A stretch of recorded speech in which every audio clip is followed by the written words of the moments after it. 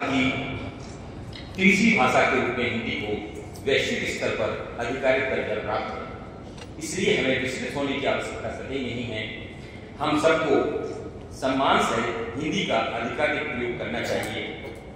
दुनिया के अधिकांश देशों में हम हिंदी भाषा के माध्यम से साहित्य, कला व संस्कृतियों का परस्पर आदान प्रदान करने में सफल हो रहे हैं।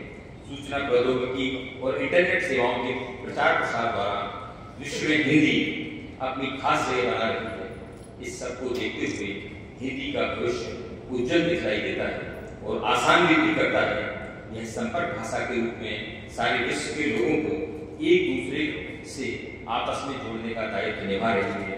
इससे विश्व भाषा के हिंदी भाषी लोग जब जहाँ जिस तरह अवसर उपलब्ध होता है एक भाषा तले जुड़ जाते हैं।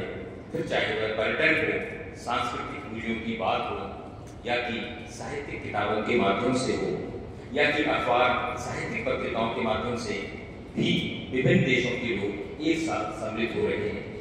व्यापारिक क्षेत्र के संवर्धन में व्यापारिक क्षेत्र में उसके संवर्धन के लिए तरह तरह के लोक लुभावन विज्ञापन 24 घंटे चलते रहते हैं।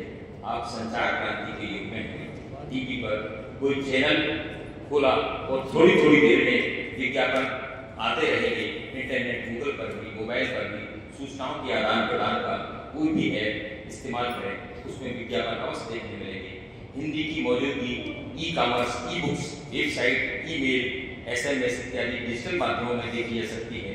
विश्व के दूसरे देशों में रह रहे भारतीय हिंदी लोगों में जब हम भौतिक रूप से या किसी किताब या किसी वस्तु में उपस्थित होते हैं तो परोसकर हम हमारी हिंदी भाषा, हमारे संस्कार, जीवन मूल्य, अपनी सांस्कृतिक व सनातन परंपरा के साथ उनके दिल दिमाग में हलचल पैदा करते हैं। फिर उनके द्वारा भी हमारी हिंदी का भाषाई संस्कार अन्य माध्यमों से प्रसारित होता है। हिंदी ही हिंदुत्व की हमारी परंपरागत विरासत को सजोने और विश्व गुरु बनने की प्रक्रिया भी है।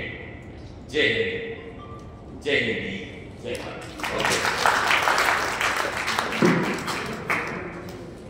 बहुत बहुत धन्यवाद आदरणीय।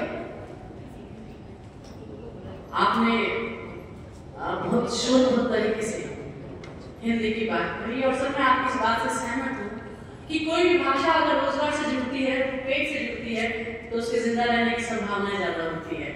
जो जो भाषाएं रोजगार से बाहर हो गई है, रोजगार की भाषा नहीं रही है, तो वो भाषाएं लुप्त होती जा रही है, लुप्त प्राय होने के कगार पर है।